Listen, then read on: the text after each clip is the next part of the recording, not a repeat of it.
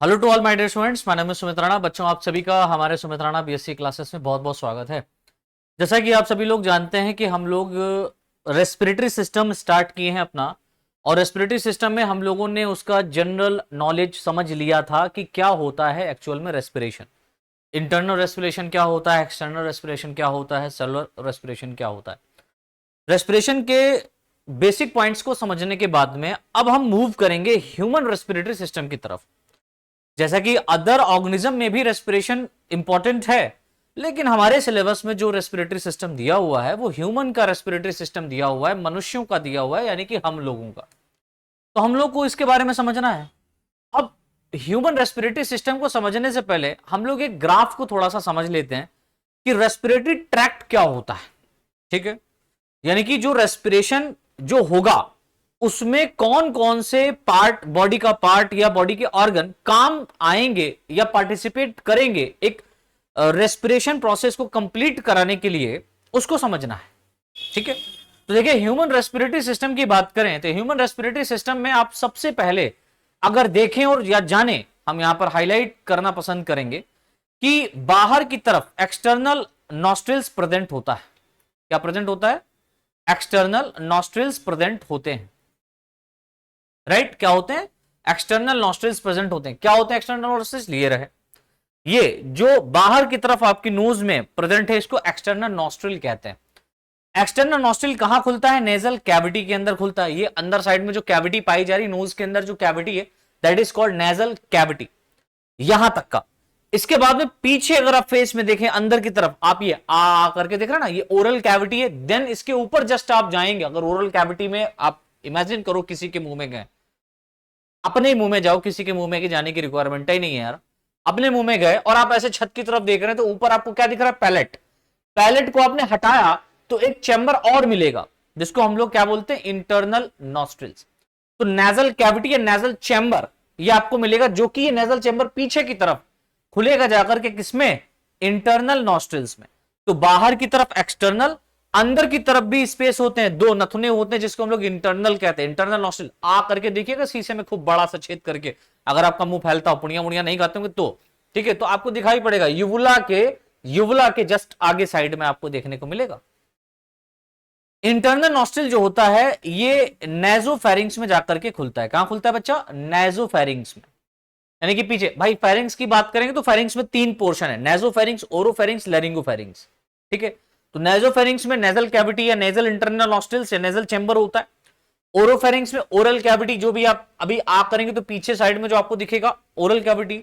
लैरिंगोफेरिंग्स में लैरिंग्स, ट्रैकिया के ऊपर लैरिंग्स होता है, और वो लैरिंग्स वाला रीजन आपका आता है कहां पर? फेरिंग्स में ही। तो फेरिंग्स में तीन पार्ट। तो नेजोफेरिंग्स में खुलेगा, नेजोफेरिंग्स सीधे जाएगा, फेरिंग्स में ओपन होगा, वही फेरिंग्स का पूरा पार्ट जिसको लरिंगोफेरिंग्स कहेंगे। फेरिंग्स जो रीजन होगा, ठीक है, फेरिंग्स जो रीजन होगा ये पीछे की तरफ ग्लॉटिस के रूप में आएगा, यानी कि फेरिंग्स का जो पोर होगा, ये वाला जो पोर होगा यहां पर, ये वाला फेरिंग्स होगा। ठीक है, इसके ऊपर लैरिंग्स होगा, यहां पर ये फेरिंग्स वाला होगा और यहां पर लैरिंग्स पोर्शन होता है, और यहां पर ये जो पोर है दैट इज कॉल्ड ग्लॉटिस। इसको हम क्या बोलेंगे? ग्लॉटिस। और गलेट होता है कहां पर? गलेट होता है किसका भाई? इसोफेगस का। इसोफेगस इस तरीके से होता ना, आगे की तरफ क्या होता है? ट्रैकिया होता है, रेस्पिरेटरी ट्रैक्ट होता है, पीछे की तरफ इसोफेगस होता है। तो इसका ये कहलाता है गलेट और ये क्या कहलाता है? ग्लॉटिस। आगे मैं बताऊंगा, ठीक है, आगे बताऊंगा, अभी समझे बात को। ठीक है, ग्लॉटिस और गलेट। तो एक्सटर्नल नॉस्ट्रिल्स नेजल कैविटी के द्वारा इंटरनल नॉस्ट्रिल्स में जाकर के खुलता है। इंटरनल नॉस्ट्रिल नेजल फेरिंग्स में होता है, नेजल फेरिंग्स पीछे की तरफ फेरिंग्स में होता है, और फेरिंग्स में क्या होता है? ग्लॉटिस होता है। फेरिंग्स खुलता है ग्लॉटिस में। ग्लॉटिस जो होता है वो ट्रैकिया में जाकर के खुलता है। ट्रैकिया जो होगी वो डिवाइड करेगी, है ना, डिवाइड करेगी, जिसको हम लोग बोलेंगे प्राइमरी ब्रोंकाई। ट्रैकिया डिवाइड करेगी प्राइमरी ब्रोंकाई, फिर प्राइमरी ब्रोंकाई डिवाइड करेगा, बनाएगा secondary bronchi. Secondary bronchi divide करेगा, बनाएगा tertiary bronchi. Tertiary bronchi divide करके बनाते हैं इनिशियल ब्रोंकियोल्स, जिन्हें हम लोगों लोब्यूलर ब्रोंकियोल्स के नाम से भी जानते हैं। क्या बनाता है? इनिशियल ब्रोंकियोल या लोब्यूलर ब्रोंकियोल। इनिशियल ब्रोंकियोल या लोब्यूलर ब्रोंकियोल डिवाइड करेगा, बनाएगा टर्मिनल ब्रोंकियोल्स। टर्मिनल ब्रोंकियोल्स बनाते हैं रेस्पिरेटरी ब्रोंकियोल, और रेस्पिरेटरी ब्रोंक्यूल बेटा अट्रिया में चेंज होता है और अट्रिया में यहां पर एल्वियोलाई पाए जाते हैं। एक सैक लाइक स्ट्रक्चर प्रेजेंट होगा, एक बलून लाइक स्ट्रक्चर आपको यहां पर देखने को मिलेगा जो एल्वियोलाई कहलाता है और यहीं पर एक्सचेंज ऑफ गैसेस होता है। वो अलग बात है, मैं आगे बताऊंगा कि एक्सचेंज ट्रैकिया में किस पोर्शन से लेकर के किस पोर्शन तक एक्सचेंज ऑफ गैस हो सकता है। मेजर पोर्शन जो होता है वो एल्वियोलाई होता है। एल्वियोलाई में यहां पर एक्सचेंज ऑफ गैसेस होगा। ऑक्सीजन जो है यहां से लंग से भेजी जाएगी ब्लड में और ब्लड से कार्बन डाइऑक्साइड एल्वियोलाई के अंदर ट्रांसफर कर दी जाएगी, दैट मींस लंग्स में ट्रांसफर कर दी जाएगी, जहां से एक्सपिरेशन के द्वारा एक्सपिरेशन बाहर निकालने के एयर बाहर निकालेंगे तो उसके द्वारा कार्बन डाइऑक्साइड एटमॉस्फेयर में आ जाती है। तो ये बेटा हमने जो देखा ये एक्चुअल में क्या था, ये हमारा था रेस्पिरेटरी ट्रैक्ट। ठीक है, अब इसी को हमको समझना है। तो जो रेस्पिरेटरी ट्रैक्ट होता है या रेस्पिरेटरी पाथवे है, जो रास्ता है, ठीक है, रेस्पिरेटरी ट्रैक्ट या रेस्पिरेटरी पाथवे है, इसमें मुख्यतः दो भाग पाए जाते हैं। कितने भाग पाए जाते हैं बेटा? मुख्यतः दो भाग पाए जाते हैं। एक तो आपका होता है कंडक्टिंग पार्ट जिसको हम लोग रेस्पिरेटरी ट्रैक्ट कहते हैं, दूसरा होता है एक्सचेंज पार्ट जिसको हम लोग लंग्स कहते हैं। ठीक है, दूसरा होता है लंग्स, एक होता है कंडक्टिंग पार्ट जिसमें रेस्पिरेटरी ऑर्गन आपका लाइक जैसे कि नोज से लेकर के ट्रैकिया तक, नोज से लेकर के लैरिंग्स या फेरिंग्स तक का जो रीजन होगा वो रेस्पिरेटरी ट्रैक्ट कहलाएगा।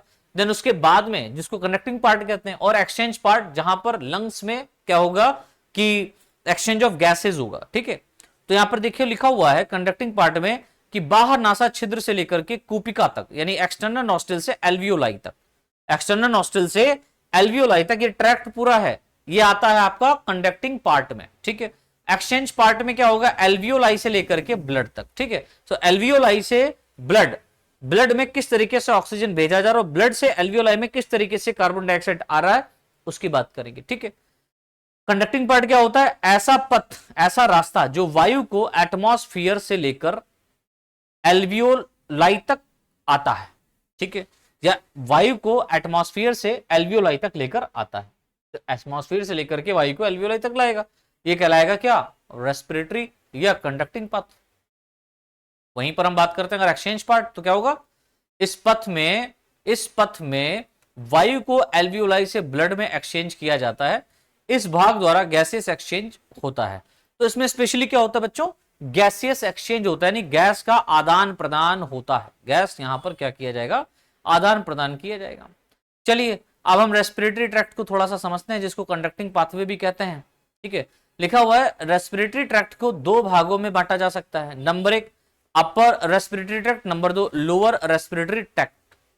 अपर रेस्पिरेटरी ट्रैक्ट में आपका क्या आएगा, अपर रेस्पिरेटरी ट्रैक्ट में क्या आएगा, नोज आएगा, फेरिंग्स आएगा और लैरिंग्स आएगा। लोअर रेस्पिरेटरी ट्रैक्ट में हम क्या देखेंगे कि यहां पर ट्रैकिया और लंग्स आपका आएगा। ठीक है, ट्रैकिया और लंग्स आएगा, जैसे कि यहां पर हम आपको दिखाएं, ये डायग्राम आपको अच्छे से दिख रहा होगा। ठीक है, डायग्राम आप लोगों को दिख रहा है ना साफ साफ?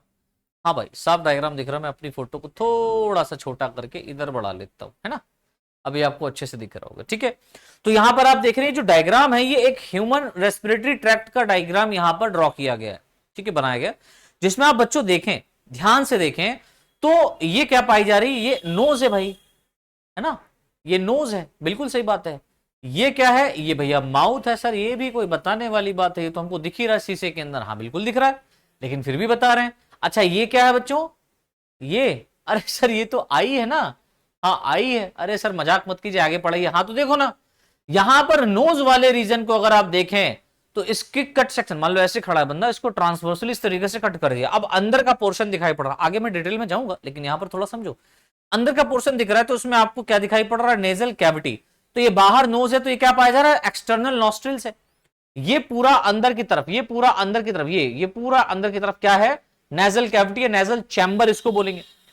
पीछे की तरफ आप देख रहे हैं यहां पर, ये क्या हो जाएगा, इंटरनल नॉस्ट्रिल्स हो जाएगा। और इंटरनल नॉस्ट्रिल्स कहां खुल रहे हैं, जाकर के फेरिंग्स में जाकर के खुल रहे हैं। कहां पर खुलने बच्चों, फेरिंग्स में। तो देखो यहां से लेकर के यहां तक का, यहां से लेकर के और यहां तक का जो रीजन होता है, ये ट्रैकिया के लैरिंग्स के, ट्रैकिया के ऊपर लैरिंग्स, लैरिंग्स के ऊपर तक का भाग, या हम लैरिंग्स को भी इंक्लूड करेंगे, सॉरी यहां लैरिंग्स को इंक्लूड करिए। ठीक है, यहां से लेकर के और ये लैरिंग्स वाला पोर्शन, ये यहां तक का पोर्शन, ये पूरा कहलाता है क्या, फेरिंग्स। इसमें 3 भाग होते हैं, आगे मैं बताऊंगा, अभी यहां पर समझे। ये क्या कहलाता है? फेरिंग्स।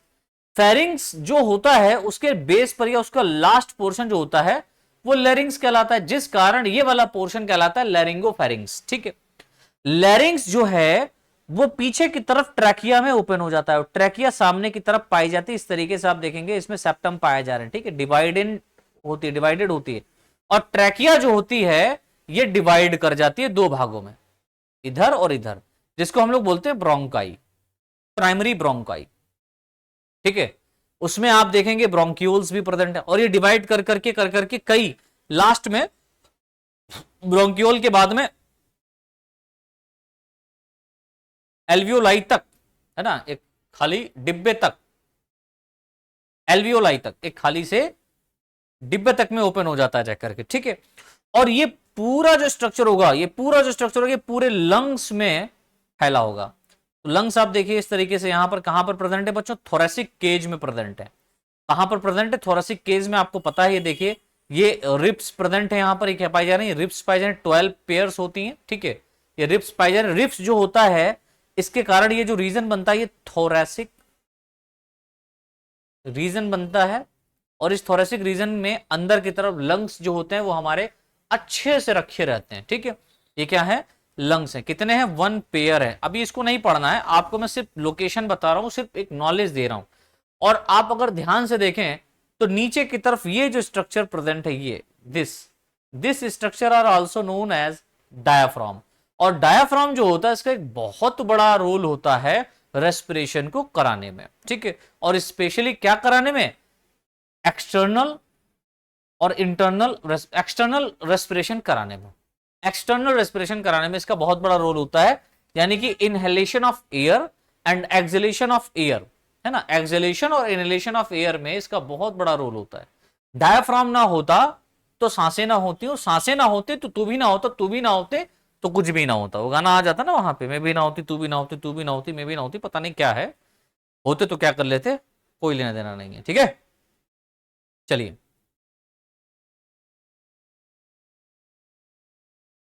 अब देखिए आगे एक पॉइंट लिखा हुआ है। सबसे पहले ऑक्सीजन अपर लिप के, यानी अपर लिप्स, ये जो हमारा ऊपरी लिप्स है, ये अपर लिप, ये लोअर लिप, ये यही तो है ना लिप्स, ट्रांसवर्सली स्लिट होता है माउथ वाला पोर्शन।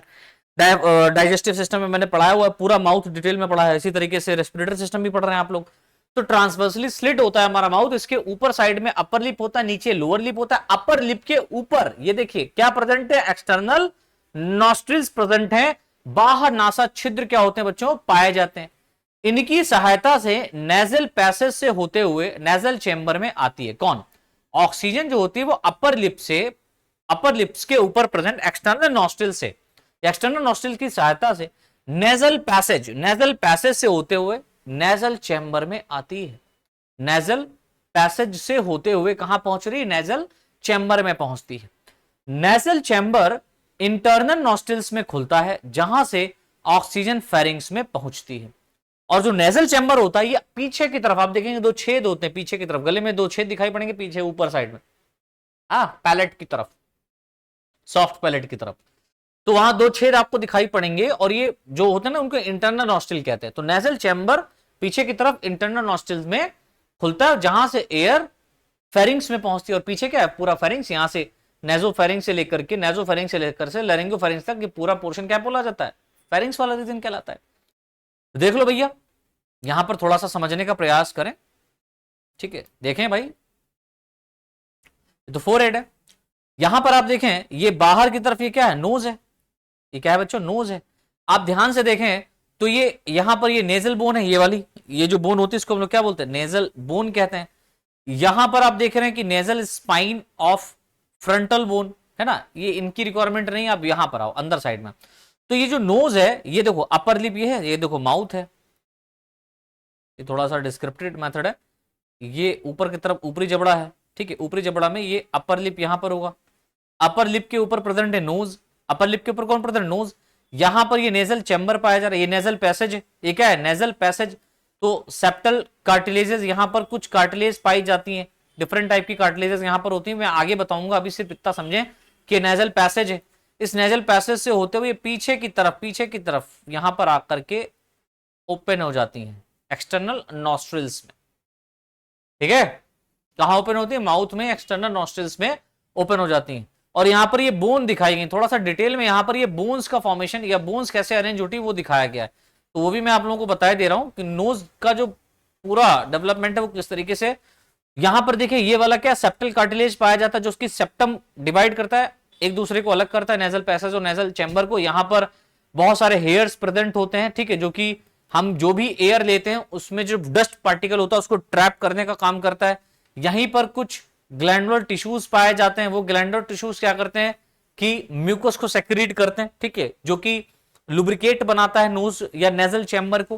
पीछे की तरफ आप देखेंगे कि यहां पर perpendicular plate of ethmoid bone ये प्रेजेंट है, परपेंडिकुलर प्लेट ऑफ स्माइड बोन, और ये स्फेनाइड साइनस है, स्फेनाइडल साइनस, और यहां पर पिट्यूटरी फोसा, पिट्यूटरी फोसा कहने पर पिट्यूटरी ग्लैंड यहीं पर अरेंज रहती है, ठीक है। इधर आप नीचे देखें तो ये नेजल चैम्बर ऊपर वाला हो गया, और इसके ठीक नीचे आप देखो ये वाला जो रीजन है ये कहलाता है अपर पैलेट। ये क्या कहलाता है? अपर पैलेट, ऊपरी जबड़ा है ना, तो पैलेट वाला रीजन है। अपर पैलेट, लोअर पैलेट, मतलब ऊपर की तरफ क्या पाया जाता है? पैलेट पाया जाता है, ये पैलेट है, ठीक है, जबड़ा है यहां पर प्रेजेंट। ये क्या पाया जा रहा है बच्चों? पैलेट प्रेजेंट है। तो देखो यहां पर लिखा हुआ है nasal crest of maxillary and palatine bone. तो जो पैलेट होता है ये एक्चुअल में मैक्सिलरी एंड पैलेटाइन बोन का बना होता है। पैलेट जो होता है वो मैक्सिलरी और पैलेटाइन बोन का बना है, तो इसलिए यहां पर सीधे लिख दिया मैक्सिलरी एंड पैलेटाइन बोन का यहां पर स्ट्रक्चर प्रेजेंट है, ठीक है। आप ध्यान से देखें तो ये जो स्ट्रक्चर है ये वाली बोन जो है इसको हम लोग बोलते हैं वोमर, और इंसीजर क्रिस्ट, ये वाला जो क्रिस्ट है इसको हम लोग बोलते हैं इंसीजर क्रिस्ट। और ये क्या है? मैक्सिलरी। ये दोनों क्या है? Maxillary and palatine bone. ये थोड़ा डिटेल हो गया, इसमें आप ध्यान ना दे करके, मतलब थोड़ा सा आप अच्छा लग रहा है तो ठीक है, उसका ये नॉलेज होना चाहिए। ये आपका स्कल का बताया गया, मतलब कि ये खोपड़ी के अंदर जो ये जो स्ट्रक्चर यहाँ पर नेजल चैम्बर जो प्रेजेंट है उसमें कौन कौन सी बोन यहाँ पर पाई जा रही है, तो वो यहाँ पर बताई गई, ठीक है।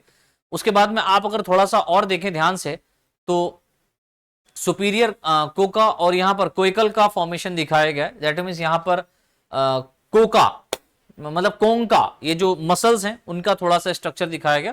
तो आप देखिए ये नोज है, ठीक है, एक्सटर्नल नॉस्ट्रिल्स इसको कहते हैं, एक्सटर्नल नॉस्ट्रिल्स। ये पीछे की तरफ देखिए चैम्बर में जा रही है, ओपन हो रही है जाकर के।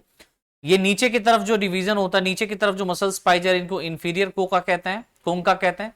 ऊपर की तरफ सुपीरियर कोंका कहते हैं, और बीच में जो पाई जा रही है इसको हम लोग मिडिल कोंका कहते हैं। इंफीरियर, सुपीरियर और मिडिल, राइट। और ये पीछे की तरफ आप देख रहे हैं यहां पर opening of pharyngotympanic tube, opening of pharyngotympanic tube पाया जाता है। और ये नेजोफेरिंक्स देखो यहां पर है, ये नेजोफेरिंक्स यहां पर होता है, यानी कि आप देखें ये वाला पोर्शन गया और ये आसानी से यहां पर ये खुल गया, ठीक है, ये नेजोफेरिंक्स है। और ये क्या होता है? ये सॉफ्ट पैलेट है और ये वाला हार्ड पैलेट है।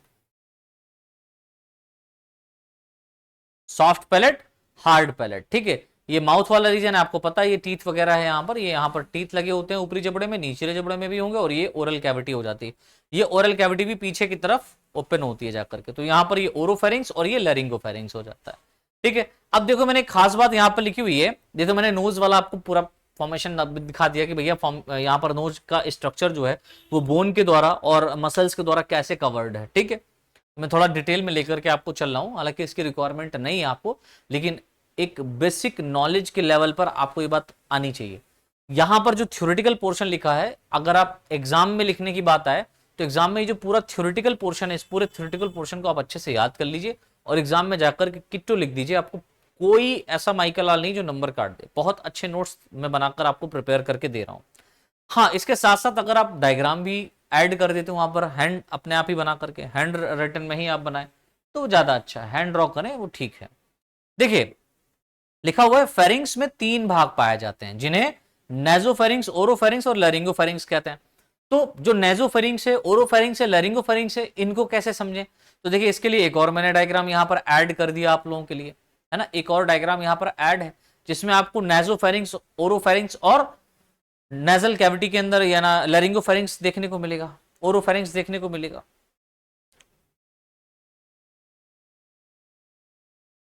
देखिए आपको पता है ये क्या है बच्चों? नोज है। सर ये माउथ है। बिल्कुल है, ये माउथ है। इसके अंदर आप देखें तो ये वाली कैविटी क्या पाई जा रही? ओरल कैविटी पाई जा रही है। पूरी कैविटी क्या है? Oral cavity. ये जो आप देख रहे हैं ये एक्चुअल में क्या है? ये सेलिवरी ग्लैंड्स हैं, ठीक है, लार में पाई जाने वाली, सॉरी ये बोन्स हैं। ये बोन है आपकी, ये ऊपर की तरफ मैक्सिला और पैलेटाइन बोन पाई जा रही है और नीचे की तरफ हाइयोइड बोन प्रेजेंट होती है, हाइयोइड बोन, ठीक है, ये प्रेजेंट है। तो लोअर जा, अपर जा, बीच में कैविटी है, ये सब टीथ हैं, है ना, ये ओरल कैविटी पूरी। ये बक्कल वेस्टिब्यूल होता है एक्चुअल में, दांत के इधर वाला, दांत के इधर वाला, होंठ के नीचे वाले जितने भी ये कैविटी, इसको बक्कल वेस्टिब्यूल कहते हैं। अंदर वाला जो है ना, क्या कहलाता है? बक्कल कैविटी कहलाता है। आप देखें बच्चा कि पीछे की तरफ, यहां पर ये पीछे की तरफ ये नोज, ये देखिए ये पीछे की तरफ ये पूरा यहां पर डिटेल में कलरफुल बना हुआ है, इसको नेजल कैविटी कह रहे हैं या नेजल चैम्बर, जो कि पीछे की तरफ ये देखिए पोर के फॉर्म में पीछे खुला, जिसको हम लोग बोल रहे हैं नेजल या इंटरनल वेस्टिब्यूल। तो ये क्या हो जाएगा? नेजोफेरिंग्स। क्या हो जाएगा? नेजोफेरिंग्स। नेजोफेरिंग्स पीछे की तरफ यहां पर देखिए आ रहा है, कहां पर? ओरोफेरिंग्स में। ओरोफेरिंग्स क्या होता है? ये देखिए माउथ वाला जो रीजन है ना, माउथ वाला ओरल कैविटी, ओरल कैविटी पीछे की तरफ जाकर के जहां पर ओपन हो रही है, यहां पे, इसको हम लोग यहां से इस वाले पोर्शन से, ग्रीन वाला पोर्शन जो भी है, दैट इज कॉल्ड ओरोफेरिंग्स। क्या कहलाता है? ओरोफेरिंग्स। और यहां पर आप देखिए ओरोफेरिंग्स के ठीक नीचे ये वाला लैरिंग्स तक, क्योंकि यहां तो लैरिंग्स प्रेजेंट होगा। ये देखिए ये तो आपका ट्रैकिया हो गया, इसी के ऊपर ये लैरिंग्स प्रेजेंट है, राइट, ये वाला लैरिंग्स, ये पूरा लैरिंग्स हो गया, ये ट्रैकिया हो गया, नीचे ये ट्रैकिया है, ये पूरा लैरिंग्स है। तो लैरिंग्स से यानी कि ट्रैकिया के ऊपर वाला लैरिंग्स वाला पोर्शन जो है, और ऊपर से यहां पर ओरोफेरिंग्स के नीचे वाला पोर्शन, ये पूरा पोर्शन कहलाता है आपका हाइपोफेरिंग्स, या इसको हम लोग बोलते हैं लैरिंगोफेरिंग्स।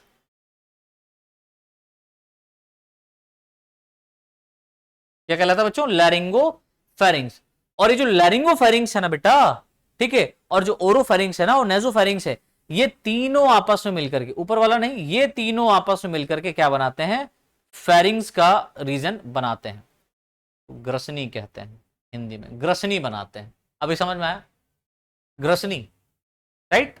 तो ग्रसनी तीन भाग में बनी, डिवाइड रहती है, नेजोफेरिंग्स, ओरोफेरिंग्स और हाइपोफेरिंग्स, जिसको लैरिंगोफेरिंग्स भी कहते हैं। लैरिंगोफेरिंग्स के अंदर आप जब देखेंगे ध्यान से, तो वहां पर ट्रैकिया के ऊपर लैरिंग्स पाया जाता है। Larynx is also known as voice cord, ठीक है, या वोकल कॉर्ड, वॉइस बॉक्स या वोकल कॉर्ड, क्योंकि एयर जो होता है इसी लैरिंग्स में टकराता है और ध्वनि उत्पन्न होती है, साउंड क्रिएट होता है लैरिंग्स के कारण ही। तो लैरिंग्स के कारण साउंड क्रिएट होता है, तो इसीलिए इसको हम लोग क्या बोलते हैं? साउंड बॉक्स कहते हैं। हम जो भी बाहर निकाल रहे हैं ध्वनि, हम जीभ के माध्यम से उसको क्या कर रहे हैं? कैलकुलेट, उसको डिवाइड करके आप तक पहुंचा रहे हैं, डिलीवर्ड कर रहे हैं, बोलने की प्रोसेस समझा रहे हैं हम आपको, ठीक है। तो यहां पर ये क्या आपको मिलेगा? लैरिंग्स मिलेगा। अच्छा, लैरिंग्स बाद में देखेंगे, पहले हम देखते हैं pharynx is a common passage for air and food. अब देखिए जो फेरिंग्स है वो एक कॉमन पैसेज हो गया, किसके लिए? एयर और फूड के लिए। कैसे सर? भाई देखो, एयर हम लेते हैं नोज से। एयर किससे आप ले रहे हैं भैया? नोज से ले रहे हैं, नाक से आप एयर को लेते हैं, बिल्कुल सही बात है सर, हम एयर नोज से लेते हैं। और माउथ से हम क्या खाते हैं? फूड खाते हैं। और एयर से जब नोज ले रहे हैं, माउथ से अगर हम फूड खा रहे हैं, तो एयर जो है वो नोज से होते हुए कहां जाएगी? ट्रैकिया में। और फूड जो है वो माउथ से होते हुए कहां जाएगा? इसके पीछे एक और पाइप बना लो, ईसोफेगस में जाएगा। कहां जाएगा? ईसोफेगस में, ग्रास नाल में। अब जब एयर और फूड दोनों पीछे की तरफ ही जा रहे हैं और एक कॉमन पैसेज, दैट मींस फेरिंग से होते हुए जा रहे हैं, तो इसीलिए तो उसको कह दिए क्या? क्या कह दिए भैया? Pharynx is a common passage for air and food. भोजन और वायु के लिए फेरिंग्स एक कॉमन पैसेज या कॉमन ट्रैक्ट के रूप में होता है, ठीक है। अब यह भी याद रखना, फूड कभी भी ट्रैकिया में नहीं, और ट्रैकिया से एयर कभी भी ईसोफेगस से नहीं जाती है। क्यों? कारण क्या है? एयर चली भी जाए कोई दिक्कत नहीं, लेकिन फूड ट्रैकिया में अंदर नहीं जाता। क्यों? क्योंकि जो लैरिंग्स होता है ना, लैरिंग्स, इस लैरिंग्स के साथ में ही यहां पर एक स्ट्रक्चर पाया जाता है इसके ऊपर, जिसको हम लोग बोलते हैं एपिग्लॉटिस। ये एपिग्लॉटिस एक ऐसा ढक्कन हम कह सकते होता है कि जब हम फूड को निगलते हैं तो उस समय ये कंठ जो होता है, ग्लोटिस जो होता है, ये ऊपर की तरफ उठता है और इस पे प्रेशर पड़ता है और ये ढक देता है किसको, लैरिंग्स को। और लैरिंग्स का जो भैया स्पेस होगा नीचे, ठीक है, जो पीछे की तरफ आप देख रहे हैं ट्रैकिया में जाकर के ओपन हो रहा है, वहां पर फूड नहीं जा पाएगा और फूड यहां पे आता तो है लेकिन टकरा के सीधे यहां चला जाता है और इसोफेगस से होते हुए स्टमक में पहुंच जाता है। देखिए कितना अच्छा लगता है यार, जब आप दिमाग लगा करके पढ़ रहे होंगे, तो मैं समझा रहा हूं, इसको आप इमेजिन कर रहे होंगे, इमेजिन करिए, नहीं कर रहे हैं तो करने का प्रयास करें, ठीक है, और सोचें कि इस पृथ्वी पर कितना अच्छा जीवन हमको मिला है ना। कितना अच्छा लगता है इन सब चीजों को समझने में, पढ़ने में। आप जब इन सब चीजों को अच्छे से गहन अध्ययन कर लेते हैं, फिर आप अध्यात्म की तरफ चले जाते हैं। मतलब अध्यात्म करने का अर्थ यह है कि आप फिर आपको सब कुछ इजी लगने लगता है। अभी तक दिमाग नहीं लगा रहे हैं, यही तो एक शिक्षा का एक बहुत बड़ा इफेक्ट है कि भाई अगर आप पढ़े लिखे हैं तो आपको फिर जीवन से बहुत ज्यादा अपेक्षाएं नहीं रहती। आपको पता है ये सब तो प्रकृति की देन है और हमें उसके प्रति ही रहना चाहिए, प्रकृति के प्रति रहना चाहिए। क्या है इस दुनिया में, हालांकि करते सभी ऐसा है, चाहिए भी, हम भी एक इनडायरेक्टली उसी काम में कर रहे हैं। हमें भी भाई पैसा ही चाहिए, इसी वजह से हम इतनी मेहनत कर रहे हैं, आपको समझा रहे हैं, पढ़ा रहे हैं, लेकिन कितना चाहिए जिससे हमारा जीवन का गुजारा हो जाए। भाई जो एक चीज चल रही है, पहले पुराने जमाने में कोड़ियों के दाम, कोड़ी नहीं हुआ करती थी, ये मॉलस्क के ही सदस्य होते हैं, ये कौड़ी दे करके उस समय हम लोग चीजें खरीदा करते थे हमारे पुराने जमाने में। अब पैसा आ गया है तो वो कहते हैं ना, तुम्हारी औकात 2 कौड़ी की है ना, या तुम्हारी औकात 2 कौड़ी की भी नहीं है या नहीं है, दोनों में फर्क है। तो ऐसा कहावत कही जाती है, तो ये पूर्वजों से ये कहे कहावत आई है। तो कौड़ी कहने का मतलब क्या हो गया कि ये एक सिक्के का रूप काम करता था। तो देखिए बच्चों, यहाँ पर मैंने ड्रॉ किया हुआ है, ये जो स्ट्रक्चर है ये फेरिंग्स है। ये क्या है, फेरिंग्स है, जिसमें एक तरफ फूड है, एक तरफ एयर है, ठीक है, एक तरफ फूड और एक तरफ एयर का फॉर्मेशन है। मान लो इधर साइड में इसोफेगस आकर के ओपन हो रहा है और इधर साइड में जो है ना आपका ट्रैकिया है, या इधर साइड में आपका ओरोफेरिंग्स आकर के, फेरिंग्स का ओरोफेरिंग्स पोर्शन है और इधर साइड में नेजोफेरिंग्स है आपका। नेजोफेरिंग्स आपको पता है एयर लेकर के आएगी, एयर ट्रैकिया के माध्यम से सीधे कहां जाएगी, लंग्स के अंदर जाएगी, ठीक है। और वहीं पर हम बात करते हैं फूड जो है ओरोफेरिंग्स आएगा और फेरिंग्स से होते हुए कहां जाएगा, इसोफेगस में जाएगा और आगे चल करके स्टमक में ओपन हो जाएगा। कहां हो जाएगा,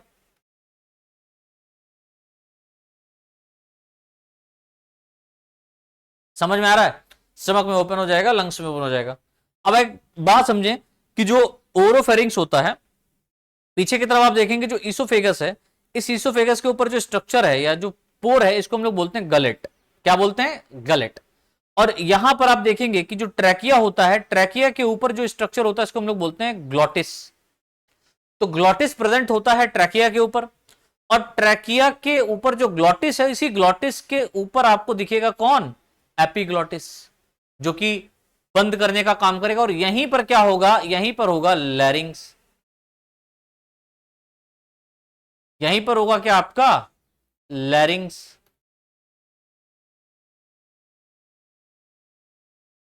ठीक है, वॉइस बॉक्स, समझ रहे हैं।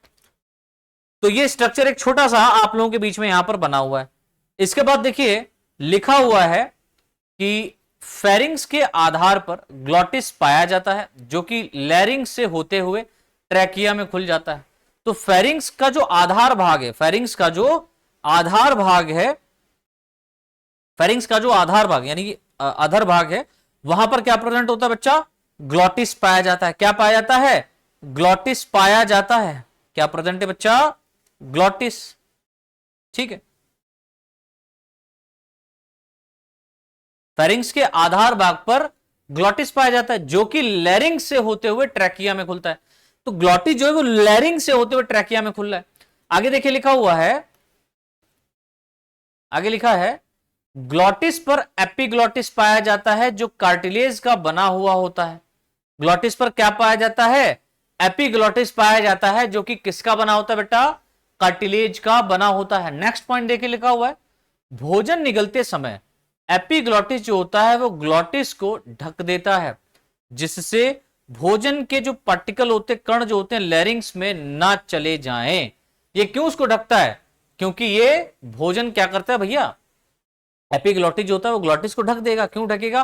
क्योंकि जब आप फूड को निगल रहे होंगे, उसको अंदर की तरफ सॉलो कर रहे होंगे, तब ये फूड पार्टिकल लैरिंग्स में ना चले जाएं। ठीक है, कहां ना चले जाएं? लैरिंग्स में ना चले जाएं, वो बात इंपॉर्टेंट है आपकी। ठीक है, लैरिंग्स में ना चले जाएं, इसलिए इसको ढक देता है ये। ठीक है, आगे देखिए, यहां पर एक डायग्राम मैंने ड्रॉ किया हुआ है। पीछे की तरफ आप देखें, यहां पर ईसोफेगस पाया जा रहा है। क्या प्रेजेंट है? ईसोफेगस पाया जा रहा है। आगे की तरफ ट्रैकिया प्रेजेंट है। पीछे की तरफ ईसोफेगस, आगे की तरफ ट्रैकिया। ईसोफेगस के ऊपर गलेट होता है, ट्रैकिया के ऊपर आप देखें ग्लॉटिस पाया जाता है, बराबर। ग्लॉटिस जो होता है ये एपिग्लॉटिस, ट्रैकिया के ऊपर ग्लॉटिस, ग्लॉटिस के ऊपर एपिग्लॉटिस होता है। और एपिग्लॉटिस देखिए बच्चा, यहां पर ये वाला पोर्शन, ये लैरिंग्स भी यहां पर प्रेजेंट होता है। क्या प्रेजेंट है? लैरिंग्स। तो लैरिंग्स से होते हुए एपिग्लॉटिस प्रेजेंट होगा, फिर ग्लॉटिस होगा, फिर कहीं ट्रैकिया मिलेगा जाकर के। तो ये जो एपिग्लॉटिस होता है, ये फूड को निगलते समय क्या करता है, मान लो ये फूड, ये पाइप है, ये एपिग्लॉटिस पाया जा रहा है, यहां भोजन आ रहा है, ये आया, ये आया। जब ये आएगा तो ये अपने आप को ढक देगा, और फूड जो है यहां से रपट के ऐसे इधर चला जाएगा। कहां चला जाएगा? ईसोफेगस में चला जाएगा, और ईसोफेगस से होते हुए स्टमक में चला जाएगा। समझे ना? चलिए आगे देखिए, नेक्स्ट क्वेश्चन हमारा बनता है लैरिंग्स के ऊपर। तो मैं लैरिंग्स को भी इसी में ही कन्वर्ट कर रहा हूं। लैरिंग्स, जिसको हम लोग वॉइस बॉक्स या साउंड बॉक्स भी कहते हैं। समझे बच्चा क्या कहता है? ये लिखा हुआ है, लैरिंग्स को वॉइस बॉक्स या साउंड बॉक्स भी कहते हैं, क्योंकि लैरिंग्स से ध्वनि उत्पादन होता है। लैरिंग्स से क्या होता है? ध्वनि उत्पादन होता है। कहने का अर्थ क्या हुआ?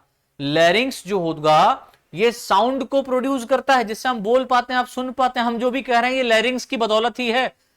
क्वेश्चन अगर करें कि लैरिंग्स को अगर निकाल दिया जाए किसी ह्यूमन पर्सन से तो क्या होगा? तो उसकी आवाज चली जाएगी, बोल ही नहीं पाएगा, और क्या होगा। नेक्स्ट पॉइंट देखिए बच्चों, लिखा हुआ है, यह ट्रैकिया के टिप पर प्रेजेंट होता है। कहां पर पाया जाता है बच्चों? ट्रैकिया के टिप पर, उसके आधार पर, बिल्कुल एकदम एपेक्स पर। नेक्स्ट, यह कार्टिलेज से बनी रचना होती है। यह थोड़ा सा इंपॉर्टेंट है। जो लैरिंग्स होती है ना, ये कार्टिलेज की बनी होती है। देखिए हमारे बॉडी में दो चीजें हैं, एक तो बोन है, दूसरा कार्टिलेज है। ठीक है, तो बोन, देखिए कार्टिलेज होता बोन के जैसा ही हार्ड है। ठीक है, कार्टिलेज होता बोन के जैसा हार्ड ही है, लेकिन ये बोन नहीं होता भाई। कार्टिलेज कार्टिलेज होता है। ठीक है, ये कुछ स्ट्रक्चर्स का बना होता है। अब देखिए यहां पर मैंने बताया कि जो लैरिंग्स होता है ये करीबन 9 प्रकार की कार्टिलेज से बना होता है। 9 प्रकार की कार्टिलेज यहां पर पाई जाती हैं, जिसमें 3 कार्टिलेज कैसी होती हैं? पेयर्ड फॉर्म में होती हैं, और 3 कार्टिलेज अनपेयर्ड फॉर्म में होती है। मतलब 9 प्रकार की कार्टिलेज, 3 पेयर्ड 3 अनपेयर्ड। अब 3 पेयर्ड है तो जाहिर सी बात है 3 पेयर्ड फॉर्म में पाई जा रही है, 2 जोड़ी, यानी 3 ऐसी कार्टिलेज हो जाएंगी जो 2 हैं। तो ये टोटल कितनी हो जाएंगी? 6। देख लो ना, 3 गुणे 2 बराबर 6, और यहां पर 3 है तो इक्वल टू 3, तो 6 प्लस 3 बराबर कितना हुआ? 9। तो 9 कार्टिलेज पाई जा रही है टोटल। वैसे तो 4 होती हैं, है ना, वैसे 4 होती हैं। तो यहां पर कितनी कार्टिलेज पाई जा रही है? 9 कार्टिलेज के बना होता है। ठीक है, अब 3 पेयर्ड फॉर्म में है और 3 अनपेयर्ड फॉर्म में। पेयर्ड फॉर्म में कौन कौन सी कार्टिलेज पाई जाती है, इसका नाम याद रख लो। तो पेयर्ड फॉर्म में आपकी पाई जाती है एरिटिनॉइड कार्टिलेज, ठीक है, क्यूनिफॉर्म कार्टिलेज और कॉर्निकुलेट कार्टिलेज। तो एरिटिनॉइड, क्यूनिफॉर्म और कॉर्निकुलेट, ये 3 प्रकार की ऐसी हैं जो पेयर्ड फॉर्म में पाई जाती हैं। इसको आप शॉर्ट में एसीसी सीमेंट आती ना, उससे याद कर सकते हो। एरिटिनॉइड, क्यूनिफॉर्म और कॉर्निकुलेट। वहीं पर हम बात करते हैं 3 अनपेयर्ड कार्टिलेज की। तो यहां पर आप देखिए थायराइड भी है, थायराइड मेंशन किया गया है यहां पर लैरिंग्स में, यहीं पर प्रेजेंट होता है थायराइड ग्लैंड। ठीक है, क्रिक्वाइड है और एपिग्लॉटिस है। तो एपिग्लॉटिस भी यहां पर प्रेजेंट है, जो कि जाहिर सी बात है कि लैरिंग्स को बनाने का ही काम कर रहा है एक तरीके का। ठीक है, तो 4 प्रकार की कौन कौन सी? एक तो आपकी एरिटिनॉइड है, क्यूनिफॉर्म है, कॉर्निकुलेट है और क्रिक्वाइड है। ये 4 प्रकार की तो आपकी इंपॉर्टेंट है, हैं, लेकिन इसके साथ साथ सहायक कार्टिलेज फॉर्म में भी प्रेजेंट होती हैं। तो टोटल 9 कार्टिलेजेस या 9 प्रकार की कार्टिलेजेस यहां पर प्रेजेंट होती हैं, जिसमें 3 पेयर्ड होती हैं, 3 अनपेयर्ड होती है। तो टोटल कितनी हो जाएंगी? 6। 3 पेयर्ड वाली अगर देखें, 3 वो 3 ये, तो 6 कार्टिलेज यहां पर पूरी इंपॉर्टेंट फॉर्म में पाई जाती हैं। देखिए यहां पर मैंने लिखा हुआ है कि जो क्रिक्वाइड होती है वो सबसे नीचे की तरफ आप देखिए, ये रिम फॉर्म में होती है। इसके ऊपर आप जैसे ही देखेंगे यहां पर ये थायराइड मेंशन कर दी गई है, ये वाली थायराइड होती है जो कि सी शेप होती है। और लार्जेस्ट कार्टिलेज ऑफ लैरिंग्स, लैरिंग्स का सबसे लार्जेस्ट कार्टिलेज कौन सा होता है? थायराइड पोर्शन होता है। यहां पर आप पिरामिड शेप में देखेंगे, थायराइड के ऊपर ही पिरामिड शेप में कुछ स्ट्रक्चर इस तरीके से प्रेजेंट होता है, जिसको अपन लोग क्या कहते हैं? एरिटिनॉइड। ठीक है, एरिटिनॉइड कार्टिलेज जो कि पिरामिड शेप होता है। और एरिटिनाइड कार्टिलेज के ऊपर यहां पर सर्कुलर फॉर्म में क्या पाई जाती है? Corniculate cartilage of Santorini, corniculate cartilage of Santorini, है ना। इस प्रकार की कार्टिलेज यहां पर पाई जा रही, और भी है मेंशन की गई, वो आगे पीछे है, उनको नहीं, जो इंपॉर्टेंट है वो मैंने यहां पर बता दी। तो कंफ्यूजन नहीं करना है मेरा बच्चा, इस बात को याद रखना, ठीक है, कंफ्यूजन नहीं करना है किसी भी तरीके का। आगे देखिए, नेक्स्ट पॉइंट लिखा हुआ है, लैरिंग्स से संबंधित वोकल कॉर्ड भी होते हैं। लैरिंग्स से संबंधित क्या होते हैं? वोकल कॉर्ड्स भी होते हैं। इन वोकल कॉर्ड से जब वायु टकराती है तो ध्वनि उत्पन्न होती है। लैरिंग्स आगे चलकर ट्रैकिया में ओपन हो जाते हैं। जैसा देखिए यहां पर, ये जो लैरिंग्स यहां पर है, ठीक है, ये लैरिंग्स का स्ट्रक्चर आप देख रहे हैं, पूरा ये वाला जो स्ट्रक्चर है दैट इज कॉल्ड लैरिंग्स। क्या है? लैरिंग्स है, जिसमें आप देखेंगे थायराइड कार्टिलेज यहां पर प्रेजेंट है, यहां पर ये हाइयोइड बोन प्रेजेंट है, ठीक है, यहां पर हाइयोइड बोन से ही हमारी क्या है? टंग अटैच रहती है, ठीक है। और ये देखिए, ये वाला स्ट्रक्चर जो आप देख रहे हैं ये कलरफुल फॉर्म में, that is called epiglottis, that is called epiglottis, ठीक है। ये लैरेंजियल इनलेट प्रेजेंट है यहां पर अंदर की तरफ, लैरेंजियन इनलेट अंदर की तरफ यहां पर देख रहे हैं। अच्छा, ये क्रिक्वाइड कार्टिलेज, ये जो कार्टिलेज प्रेजेंट है ये वाली, that is called cricoid cartilage, that is called cricoid cartilage. और क्रिक्वाइड कार्टिलेज के ठीक नीचे से स्टार्ट हो जाता है क्या? ट्रैकिया। तो ट्रैकिया कहां से अराइज होता है ये भी याद रखना। तो क्रिक्वाइड कार्टिलेज के नीचे ट्रैकिया अराइज हो जाता है और क्रिक्वाइड कार्टिलेज रिम फॉर्म में पाई जाती है, ठीक है। अगर आप थोड़ा सा इसका वेंट्रल व्यू, ये तो वेंट्रल व्यू है, ठीक है, सामने से थोड़ा सा अगर आप इसका लेटरल व्यू या पीछे की डॉर्सल की तरफ से देखें तो एपिग्लोटिस कुछ आपको इस तरीके से दिखाई देगा, ठीक है। यहां पर कार्टिलेगो ट्रिटिसी पाई जा रही है, सुपीरियर हॉर्न पाया जा रहा है यहां पर, ठीक है। ये एक तरीके से अगर आप देखें तो इसने स्ट्रक्चर को, ये जो बाहर स्ट्रक्चर निकला हुआ है हॉर्न के रूप में, हॉर्न मतलब बाहर की तरफ निकला हुआ है, ये ऑब्लिक लाइन है आपकी, यहां पर ऑब्लिक लाइन प्रेजेंट होती है। ये इंफीरियर हॉर्न है, ये नीचे की तरफ एक उभारनुमा संरचना बनाता है, that is called inferior horn. और नीचे की तरफ आप देख रहे हैं यहां पर क्रिक्वाइड कार्टिलेज प्रेजेंट है। ये क्रिकोथायराइड लिगामेंट्स यहां पर प्रेजेंट है, क्रिकोथायराइड लिगामेंट जो कि थायराइड को यहां पर अटैच करेंगे। और ये जो स्ट्रक्चर है ये आपका है थायरोहायोइड मेम्ब्रेन, ठीक है। और ये प्रेजेंट है आपकी हायोइड बोन, बैक साइड से आपको देख रहे हैं हायोइड बोन। तो फ्रंट से आप देखें तो कुछ इस तरीके से दिखेगा, बैक साइड से देखें तो कुछ इस तरीके से आपको व्यू दिखेगा। अगर आप थोड़ा सा और लैरिंग्स के बारे में डिटेल में सिर्फ उसके स्ट्रक्चर को कट करके देखना चाहते हैं तो आप देखिए कुछ इस तरीके से स्ट्रक्चर इसका आएगा सामने आपके, ठीक है, जिसमें आप देखेंगे ये ऊपर की तरफ ये वाला structure that is called epiglottis. ये क्या होता है? एपिग्लोटिस होता है, ठीक है। ये एपिग्लोटिस घिरा रहता है किससे? एरी एपिग्लोटिक फोल्ड यहां पर प्रेजेंट है। ये एरी एपिग्लोटिक फोल्ड कुछ इस तरीके से आप देखिए, ये तो यहां पर ओपनिंग है ना, ये लैरिंग्स अंदर की तरफ ट्रैकिया, यहां से देखिए ये ट्रैकियल पोर है, ये पोर में खुल जाता है। इसके चारों तरफ आप देखेंगे तो यहां पर ये वाला जो स्ट्रक्चर है ये वाला that is called quadrangular membrane यहां पर प्रेजेंट होती है, ठीक है। ये देखिए यहां पर ये वाला जो स्ट्रक्चर है ये है वेस्टिबुलर लिगामेंट ऑफ लैरिंग्स प्रेजेंट है। नीचे आप देखेंगे ये जो स्ट्रक्चर ये दैट इज कॉल्ड ये यहां पर आप देख रहे हैं कि यहां पर लैरिंग्स नीचे के ट्रैकिया ये जो मिल रही है ना, यहां पर वेस्टिबुलर फोल्ड्स प्रेजेंट है।